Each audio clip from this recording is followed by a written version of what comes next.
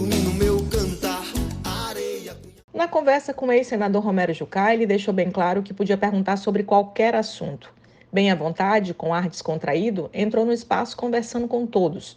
Tomou cafezinho, sorriu, se colocou à disposição para uma conversa franca sobre sua trajetória na política por Roraima. Olha, na entrevista do Reportagens hoje a gente está conversando com Romero Jucá, né, ele tem uma representação muito forte aqui, ou seja, no estado, e hoje é uma referência, de certa forma, na questão política.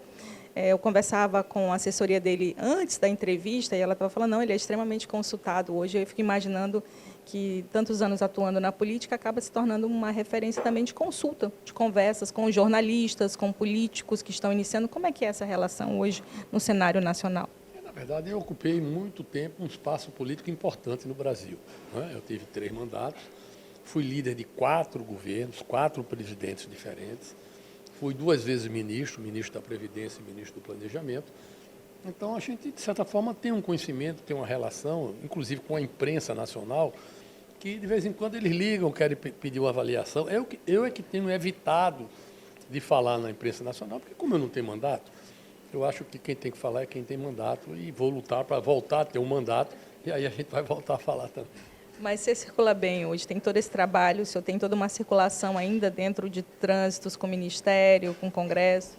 Com certeza, né? Eu trabalho hoje dando consultoria política e econômica, tenho um trânsito no Congresso muito forte, tenho muitos amigos no Congresso, no governo a mesma coisa, né? Eu tenho uma relação técnica assim muito forte com a base técnica do governo, os ministérios e tudo mais, a minha relação sempre foi essa, e assim fica mais fácil, então, manter os contatos e conseguir as coisas para Roraima. Eu não tenho mandato há 4 anos, mas continuo liberando recursos para Roraima, para Boa Vista, porque a relação que eu criei é uma relação muito forte em Brasília. Eu lhe pergunto isso porque eu acho que ter um trabalho, né, nessa área política, com essa condição de trânsito em Brasília, você tem que construir relações ali para poder trazer recursos, para poder viabilizar ações, programas, projetos. E a gente observa, de certa forma, né, eu acompanho como jornalista o Congresso, o Senado, a gente observa que é como se, durante um tempo, o Roraima tivesse um nome ali no Senado, com um nível de representatividade, né?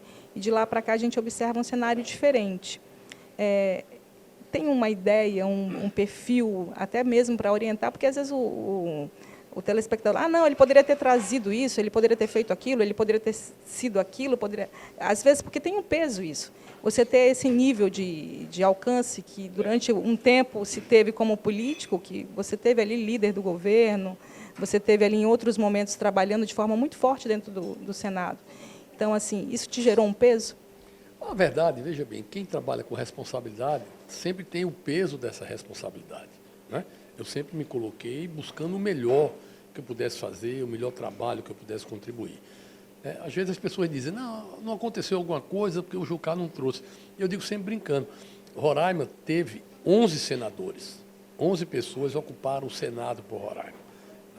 Eu fui um, existiram outros 10, né? E eu consegui muitas conquistas, não consegui fazer tudo, ninguém consegue fazer tudo, mas tentei fazer muita coisa. Você falou do enquadramento. O enquadramento... Eu ia te perguntar agora. Pois é, o enquadramento começou em 1989, quando eu era governador do território. Eu consegui enquadrar 12 mil pessoas na União como servidores federais. Depois, como senador, com a emenda constitucional 98, nós conseguimos também trazer novamente o enquadramento. E isso é muito importante, porque, primeiro, resolve a vida de uma família, né? Alguém que é enquadrado como funcionário federal, você tem um salário federal e depois vai ter uma aposentadoria federal. Então, é uma solução de vida. Depois, traz muitos recursos de Brasília para cá. Então, se você enquadrar muita gente na União, você não está melhorando só a condição de vida de quem foi enquadrado. Você está trazendo recursos, dinheiro para circular em Roraima e muitas outras pessoas ganharão com esse dinheiro que será gasto em serviços, em consumo, né, numa série de coisas que são feitas no dia a dia do consumo das pessoas.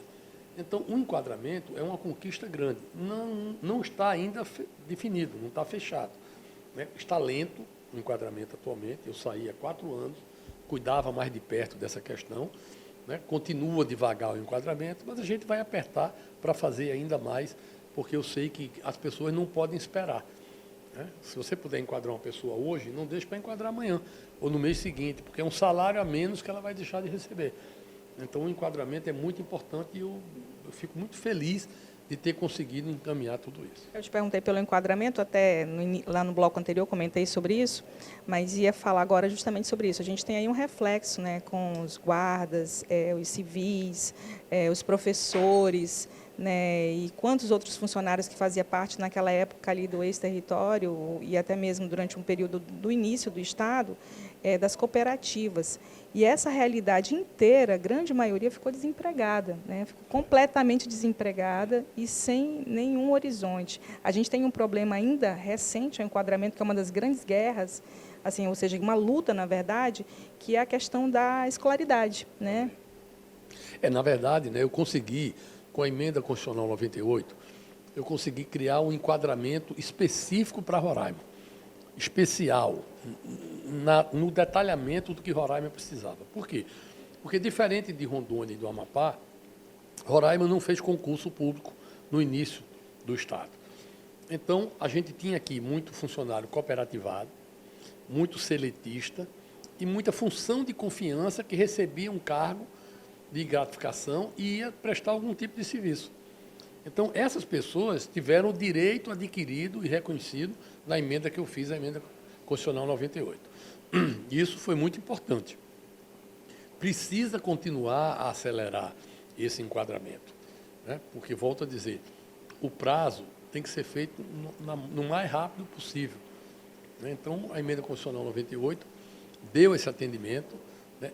Quem também se aposentou tem o direito de transpor a aposentadoria, ou seja, alguém se aposentou pelo INSS, alguém se aposentou pelo Estado e tem direito ao enquadramento federal, porque trabalhou naquele período, pode transferir a aposentadoria para a União, que é mais vantajosa. E tem uma luta ainda que são dos que já não estão mais aqui, né?